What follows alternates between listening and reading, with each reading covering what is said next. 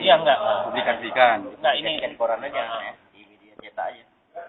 Nah, jadi itu saya dapat pada tahun 2002. Karena tahun 2000 saya berangkat ke Yerusalem untuk menyelesaikan studi saya di program S2 jurusan ilmu penginjilan. Jadi satu-satunya pendeta dari Indonesia, 16.777 pendeta aliran Rohul Kudus yang dikirim ke Yerusalem hanya saya. Jadi setibanya di Yerusalem, ini kebetulan sekali di apartemen saya itu tinggal kami 4 orang. 4 orang ini mewakili 4 benua. Saya mewakili benua Asia dari Indonesia. Pendeta Abraham yang sekarang menjadi Ustadz Ibrahim Al-Samad Al-Bukhari mewakili benua Amerika, berasal dari Washington DC. Ya. Pendeta Nicholas dari Yunani mewakili benua Eropa, dan pendeta Samuel dari Kamerun mewakili benua Afrika. Alhamdulillah mereka bertiga sekarang sudah menjadi pengikut Islam jauh sebelum saya menjadi seorang muslim. Alhamdulillah. Jadi apa sebab mereka bertiga masuk Islam terlebih dahulu sebelum menyelesaikan studi S2-nya? Karena kami mendapat Injil Ibrani di Masjidil Aqsa. Jadi di Masjidil Aqsa itu di bawah di khutbah ya, di kat mimbar itu ada terowongan, di situ tersimpan segala pustaka tua dari mulai Zabur, Taurat, Injil dan Al-Qur'an yang ditulis oleh para sahabat pada waktu itu ya. Jadi tulisan Bilal juga ada di situ. Tulisan Abdurrahman bin Auf juga ada. Jadi sejarah tentang bertobatnya seorang raja, Maharaja Ibrahim bin Adham juga ada di situ. Jadi setelah kami mengacak-ngacak perpustakaan tua di Masjidil Aqsa itu, dapatlah salah satu kitab tua yang ditulis di atas daun-daunan. Ya, dan kulit kayu ya. Di situ berbahasa Ibrani yang semua isinya 425 ayat. Salah satu ayat itulah yang membuat ketiga pendeta tadi berbalik 180 derajat. Apa isinya? Di ayat yang ke-415 Nabi Isa berkata, "Aku bukan Mesias." Jadi pengertian Mesias dalam bahasa Ibrani adalah Tuhan yang menciptakan alam semesta. Dan aku bukan Eli. Aku adalah Isa. Aku bukan Yahya. Aku adalah Isa putra Maryam. 1500 tahun setelah terangkatnya aku ke atas langit, maka akan lahirlah seorang anak yang bernama Ahmed. Dia lahir pada tanggal 12 Rabiul Awal, tahunnya tahun gajah, harinya hari Isnin, waktunya menjelang fajar. Dialah awal, dialah akhir. Dan aku tidak akan pernah mati sebelum aku menjadi umatnya Ahmed. Kelak aku akan turun ke dunia ini bersama dengan seorang pemuda tampan yang berusia 17 tahun. Aku turun di salah satu negeri di Menara Putih. Negeri Damaskus. Pemuda tersebut turun di tempat umatnya Ahmed berkumpul di seluruh pelosok penjuru negeri. Dan kamilah yang akan memimpin umat ini selama 7 tahun. Dan akan menyelamatkan umatnya Ahmed dari kehancuran. Nah itu. Jadi itulah isi daripada Injil Ibrani. Jadi dari situlah ketiga sahabat saya itu berubah pikiran. Dia berkata, kami cari di dalam Barnabas, kami cari di dalam Bible, kami cari dalam Alkitab Keluaran tahun 01 yang ditulis oleh Rasul Paulus. Siapa Rasul Paulus itu? Itulah cikal bakal Paus, pimpinan Katolik pertama. Ya, sementara Rasul Paulus ini adalah seorang sahabat Nabi Isa, salah satu sahabat Nabi Isa yang ke-10. Jadi dialah yang menipu seluruh umat Kristen dunia hingga pada hari ini. Kenapa? Karena tipuan dia itu, karena ambisi dia ingin menguasai dunia lah, maka dia palsukan Injil, ayat-ayat yang diturunkan Allah kepada Isa alaihissalam. Nah itu. Jadi setelah mereka bertiga pulang dan mereka resmi masuk Islam di Masjid Madinah, tinggal saya. Jadi saya menyelesaikan bidang studi saya di program S2 pada tanggal 1 Februari 2004. Selesailah saya menyandang predikat MMI ICM. Jadi itu MMI ICM itulah predikat pendeta internasional. Jadi MMI itu predikat pendeta internasional, ICM itu ahli sejarah dalam kitab. Itulah gelarnya itu kan. Nah, jadi setelah saya pulang ke Indonesia, pada waktu itu saya masih warga negara Timur Leste. Ya. Nah, saya warga negara Timur Leste. Hingga pada detik ini saya masih tetap warga negara Timur Leste ya. Berarti ini masih pakai paspor? Masih pakai visa. Visa ya? Visa. Ya.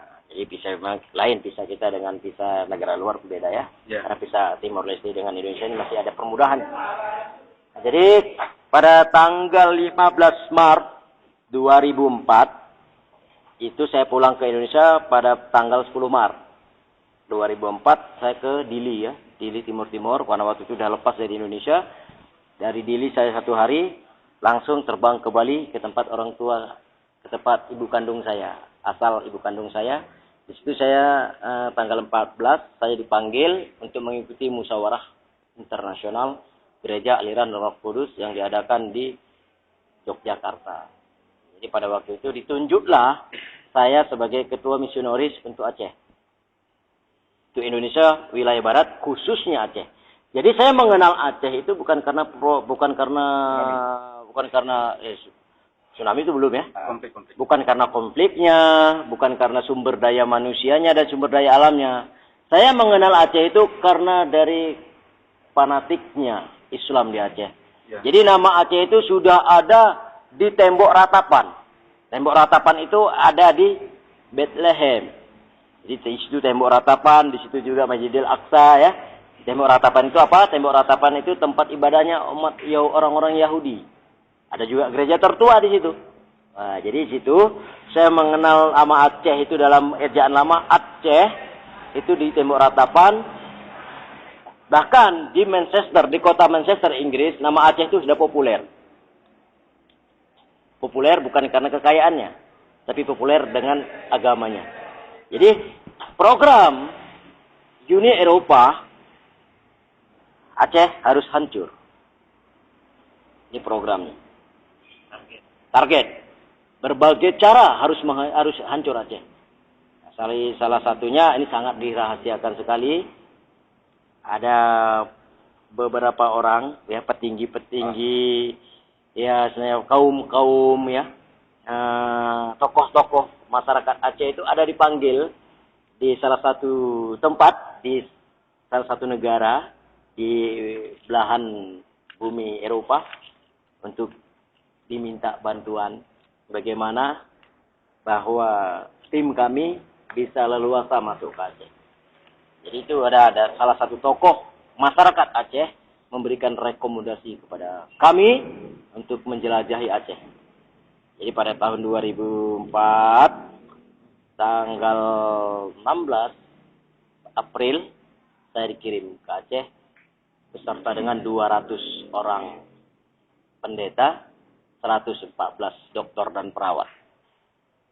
Berarti itu disyahadatkan masuk Islam kapan, Ustaz? Jadi ini dulu kan gitu dulu kan. Ini perjalanan saya kan. Ini jadi perjalanan saya. Nah, jadi masuk ke Aceh kami bukan ke Kutaraja, tapi ke Kabupaten Pidi. Kenapa harus ke Kabupaten Pidi? Karena seorang putra Kabupaten Pidi lah yang menjadi pendeta, penunjuk jalan bagi kami. Ya. Karena dia seorang pendeta ya. Ya. Dia seorang pendeta berasal dari Padang Tizi. Ya. Bernama siapa? Nama aslinya kalau tidak salah saya Tengku Muhammad Zaini, tapi nama baptisnya Pendeta Yohanes Mahmud. Jadi situlah. Jadi bekerja saya sampai bulan 10 kami bekerja dengan sistem memberi bantuan sosialisasi kepada masyarakat yang pada waktu itu dalam keadaan konflik ya, di mana masyarakat cari makan pun agak ketakutan. Dan disitulah kami memberikan bantuan-bantuan secara gratis, secara cuma-cuma kepada masyarakat yang sementara pada waktu itu rakyat Aceh dalam keadaan ketakutan. Siapapun tidak ada yang mau peduli dengan rakyat Aceh. Jangankan kepada TNI Polri, dengan bangsa sendiri pun selalu ditindas. Salah satunya pajak Nanggro. Itu penindasan sebenarnya.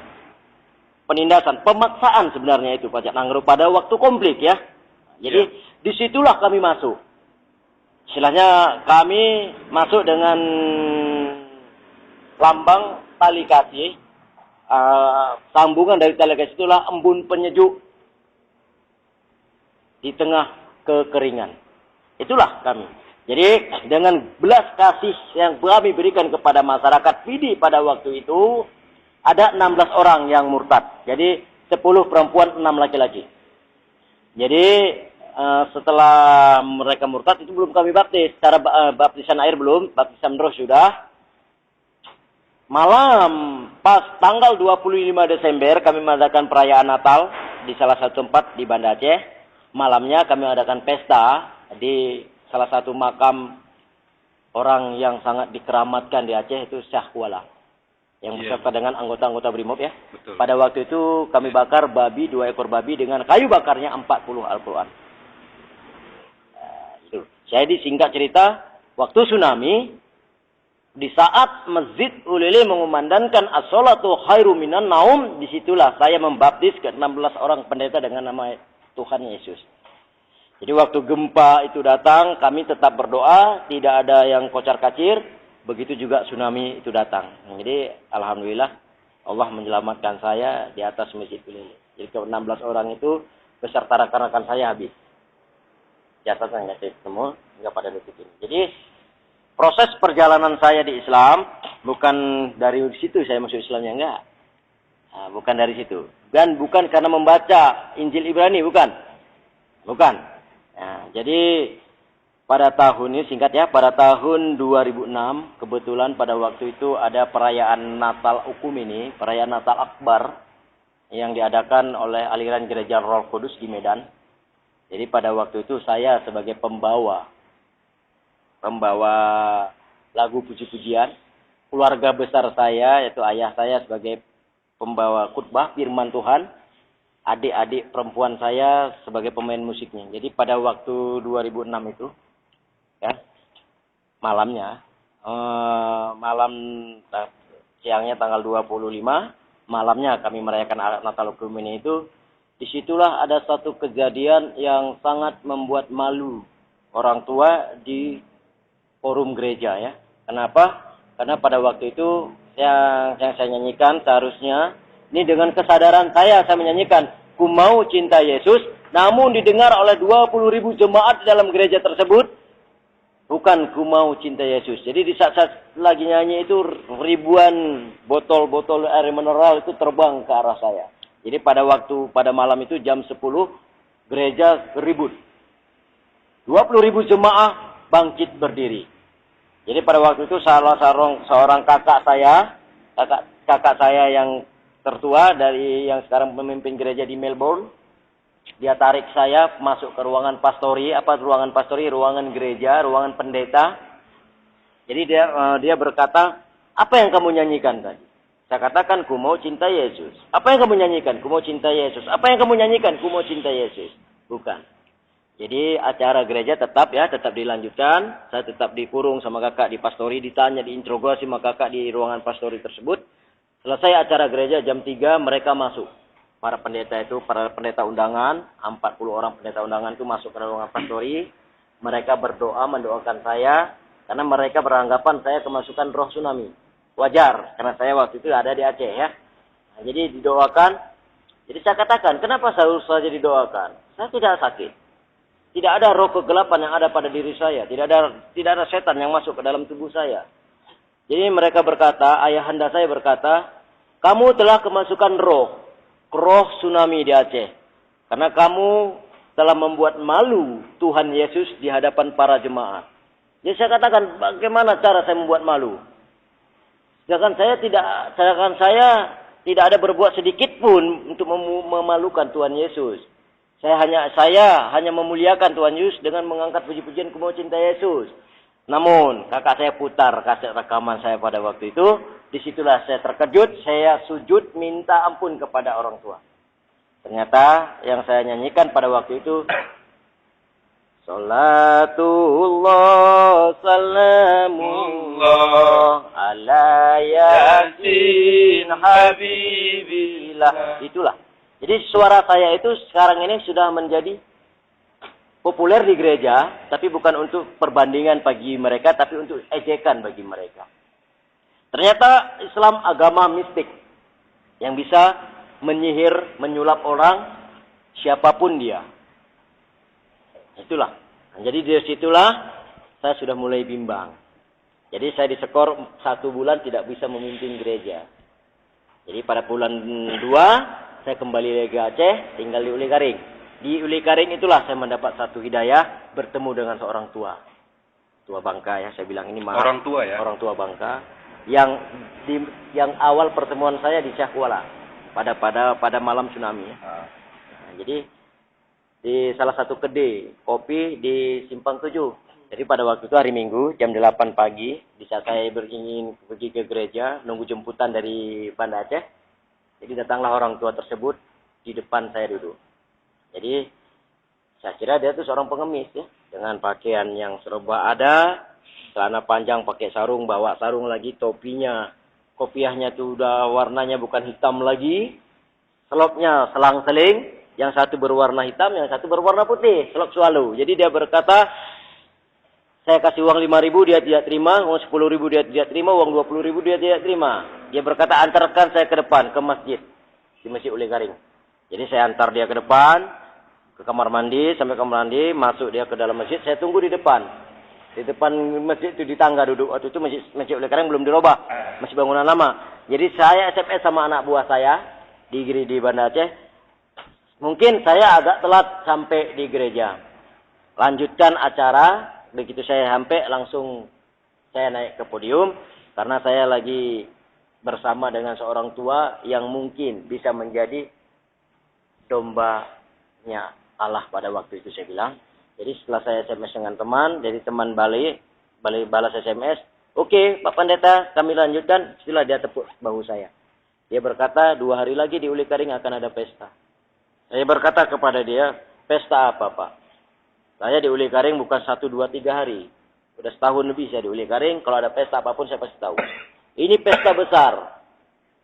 Jadi dia pegang tangan saya, ikuti kata-kata saya. Jadi pada waktu itu saya seperti kerbau kena cucuk hidung ya. Dia bacakan asyhadu alla ilaha illallah al-malikul haqqul mubin Muhammadar Rasulullah shadiqul wadul alamin sebanyak 7 kali saya ikut. Jadi selesai itu badan saya lemas. Saya disuruh balik lagi ke kedai. Dan dia juga balik, dia duduk sebentar, habis itu pergi lagi. Dia ketepuk lagi bahu saya sebelum dia pergi. 2 hari lagi, ingat 2 hari lagi akan ada pesta besar di sini. Jadi begitu dia keluar, begitu saya bayar uang kopi, saya lihat ada tinggal kain merah di atas meja tempat dia duduk tadi. Begitu saya ambil, ini pasti punya bapak tadi. Ingin saya kembalikan, sudah tidak nampak lagi. Jadi saya tanya kepada salah seorang pedagang di situ, pedagang sarapan pagi, Kak, mana Bapak Tuan duduk sama saya? Apa jawabannya? Itu bukan Pak Tuan, itu kan kawan Pak Pendeta. Jadi disitulah saya nggak jadi ke gereja, saya pulang ke rumah. Jadi saya katakan sama ibu kos pada waktu itu, saya katakan bahwa saya ingin masuk Islam. Jadi hidayah saya disitulah, di kedai kopi itu saya temui. Itu hidayah. Jadi yang saya pelajari, ya, hasil saya kuliah dengan Al-Quran ternyata sama. Kata apa yang dikatakan Injil Isa dalam Injil itulah Muhammad Rasulullah Sallallahu Alaihi Wasallam. Jadi bulat tekad saya masuk Islam. Walaupun keislaman saya itu sebenarnya sangat tidak disetujui oleh keluarga besar saya. Hingga pada detik hari ini, orang tua saya, keluarga besar saya masih tetap masih tetap mencari keberadaan saya untuk ditarik lagi menjadi seorang Kristen. Bahkan 4 rekening saya diblokir oleh keluarga. Jadi keempat rekening itu ada uang kurang lebih 56 juta, 56,3 miliar. Itu uang hasil gereja. Biaya aja sih. Enggak, uang gaji saya. Oh, yang gaji. Uang gaji saya selama 2 tahun. Tapi acara besar yang dibilang kakek tadi apa itu? Ada pesta besar? Itulah saya Islam. Oh, ya. Itulah keislaman saya di desa Imasin Ulikari, di Menasah. Seorang pendeta masuk Islam, itu kan acara besar, pesta besar. Ya. Pesta besar bagi umat Islam. Berarti saudara masuk Islam sesudah tsunami? 3 tahun setelah tsunami. 2006. 2007. Oh, sesudah tsunami. 12 Juni 2007. Tapi resminya 1 Agustus 2007. Yang tahu waktu itu siapa aja yang tahu Ustaz dia memeluk Islam. Tokoh-tokoh masyarakat di desa di kecamatan Ulikari. Rekan-rekan belum. Oh belum. Jadi rekan-rekan belum. Jadi sampai detik ini memang rekan-rekan saya tidak ada tahu. Jadi waktu ada pemberitaan di koran pada tanggal 2 Agustus ya. Pada waktu itu kami dibina di asrama haji, pembinaan mualaf setelah tsunami. Jadi kan ada kru media cetak dan elektronik ya. Ya. Mungkin adik ini ada waktu itu datang ke asrama haji. Jadi di situ saya katakan terus waktu difoto itu saya tunduk kepala saya. Jadi nama asli saya nggak saya ungkap di situ, hanya Kristian.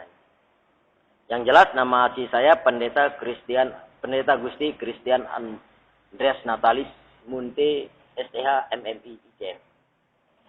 Nama Islam sekarang. Gusti Ilham Rahmadani. Kenapa Gusti nggak hilang? Karena Gusti itu nama Bali. Kenapa Munte-nya nggak hilang? Munte itu nama Karo. Jadi bapak saya Bali, bapak saya Karo, saya lahir di Timur Leste. Bapak saya meninggal di Timur Leste. Jadi saya hidup 6 tahun di panti asuhan. Setelah itu saya diambil oleh abang kandung bapak, itulah yang menjadi ayah. Yang sampai saat ini.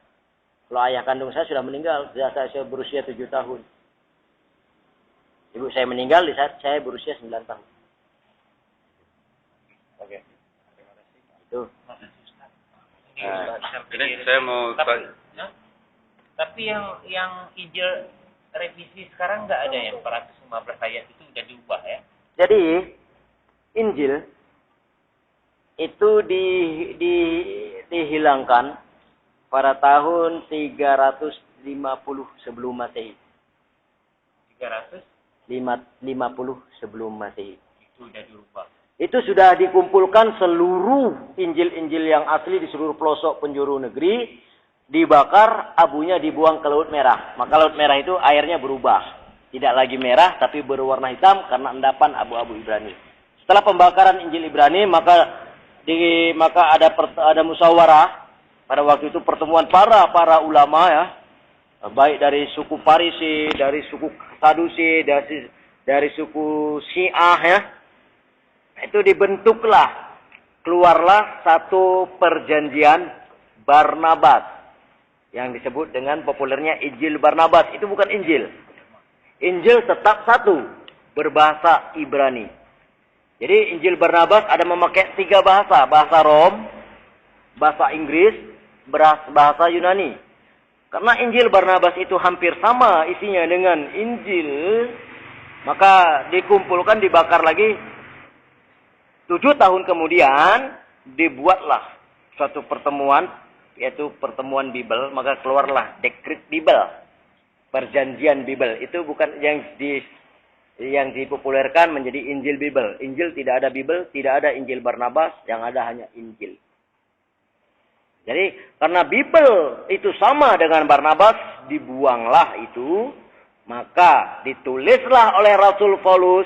Di saat Rasul Paulus menulis surat kepada jemaat di Filipi dan Tesalonika bahwa Barnabas dan Bible tidak bisa dipergunakan lagi, maka yang saya tulis inilah yang menjadi pedoman bagi jemaatku di seluruh pelosok dunia, itulah Alkitab. Jadi seterusnya, setelah saya kaji dalam bahasa Ibrani, ternyata Kristen itu bukan suatu agama. Al-Quran tidak ada berkata Kristen. Yang ada Nasrani dan Yahudi. Kristen itu apa? Kristen itu terdiri dari 2 suku kata dalam bahasa Ibrani.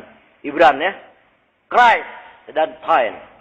Christ adalah organisasi, Tain adalah manusia yang ingkar akan firman Allah. Itulah Kristen. Jadi Kristen bukan agama. Kristen organisasi sekelompok manusia yang ingkar akan firman Tuhan. Kalau dalam Islamnya aliran sesat seperti Melata Abraham itu ingkar kepada Al-Quran dan Al-Hadis. Itu. Nah itulah di situ. Jadi saya masuk Islam tidak ada paksaan apapun. Yang hidayah kata mimpi-mimpi itu tidak ada seperti mualaf-mualaf yang lain.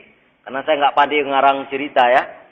Ketemu ini, ketemu itu saya nggak. Saya terus terang keislaman saya karena uji teknologi yang telah saya dapat. Tadi menyebutkan orang tua itu. Kira-kira menurut derajat saudara siapa orang tua itu? Setelah saya resmi menjadi seorang muslim, saya ada duduk di salah satu kecamatan di Kabupaten Pidi, itu Kecamatan Tangsi. Disitulah saya baru tahu siapa orang tua itu yang sesungguhnya. Itulah Ibrahim Wela, almarhum Abuya Ibrahim Wela. Jadi kalau menurut saya dia tidak meninggal. Karena hingga pada hari ini juga dia selalu datang kepada saya setiap malam Jumat. Itu memberikan pencerahan-pencerahan kepada Islam. Jadi maaf, saya bisa belajar sembahyang, bisa belajar berdoa, itu dari beliau. Bahkan ada beliau kasih doa kepada saya, doa yang bisa menyembuhkan segala jenis penyakit, baik penyakit jasmani dan penyakit rohani. Apa itu doanya? Bismillahirrahmanirrahim 7 kali. A'udzu bi'izzatillahi wa qudratihi min syarri ma'azidu wa uhaziru Allahumma rabb anas azid al-ba'as isyifi wa anta asyafila sifa-sifauka syifan la yuhadir sagaman. A'udzu billahi samil alimi minas syaitonir rajim. Rabbi a'udzu bika min hamazati sayatin wa jubika rabbi ayadurun. Wa ma tuqaddimu li anfusikum min khairin tajiduhu indallahi wa khairu azma ajra wastaghfirullah innallaha ghafurur rahim. Jadi saya tidak ngomong berlebihan, ini demi Allah. Saya bilang ini kita cerita di rumah Allah. Ini menatah. Jadi bagaimana perkembangan kaum minoritas di Aceh? Di dalam sepengetahuan. Dari mulai 2004, 2005, 2006, 2007, 2008, 2009, 2010, 2011, 2012, pertumbuhan umat minoritas di Aceh bagaikan jamur di pagi hari. Bagaikan tumbuhnya jamur di pagi hari. Bukan semakin berkurang, namun semakin meningkat. Pada tahun 2012, laporan tahunan dari hasil para anak buah saya yang ada di Aceh, dari mulai Singkil sampai ke Melaboh, umat Islam dari kaum etnis suku Aceh asli, tidak ada suku campuran, yang berpindah agama itu berkisar 135 orang.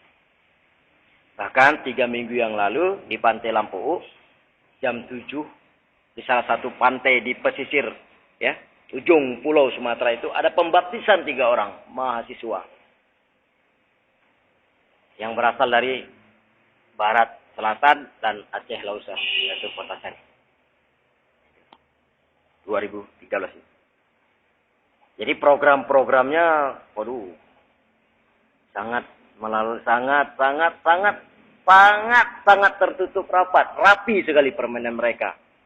NGO, LSM itu adalah bagian daripada mereka.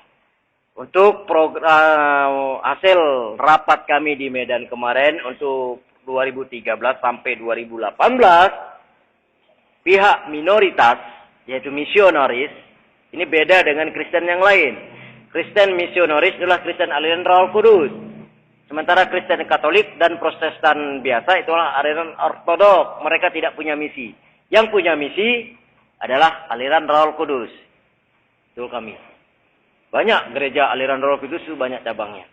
Jadi pada tahun 2013 salah satu program bagi orang-orang misionaris yang pertama sekali menghancurkan dayah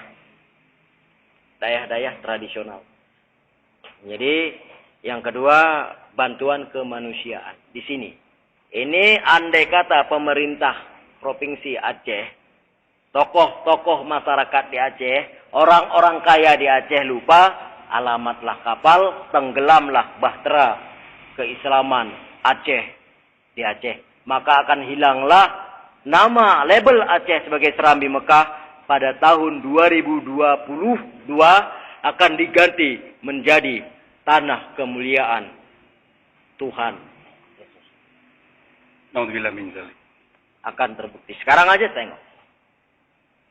Jadi ini pesan saya, tolong. Ini boleh ditulis dalam Quran. Jangan salahkan misionaris mengobok-obok akidah di Aceh. Salahkanlah orang-orang Islam sendiri di Aceh. Kenapa?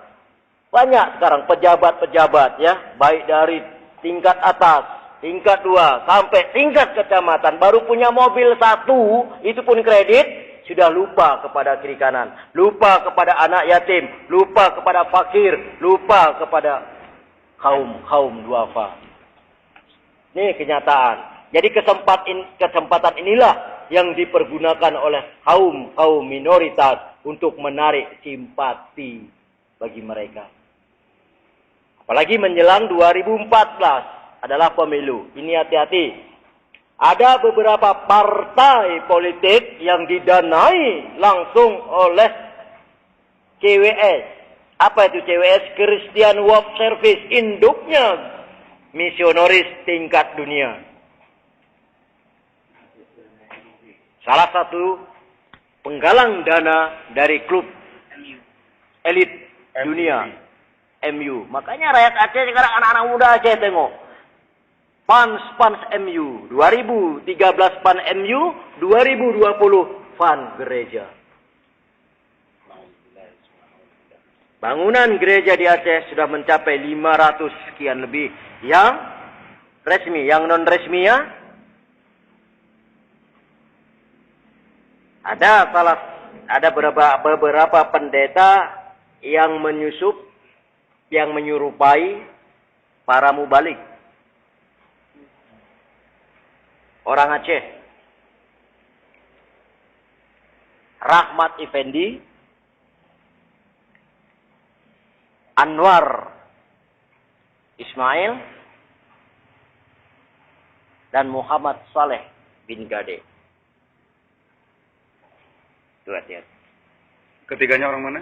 Ketiga-tiganya orang wilayah seberang Selawah ke sana. Apa itu? Oh, seberang Selawah ke sana ya. Salah satu kabupaten 4 sehat 5 sempurna. Berarti PD ya? Jadi Kabupaten PD saya label ya, sudah saya label dengan matra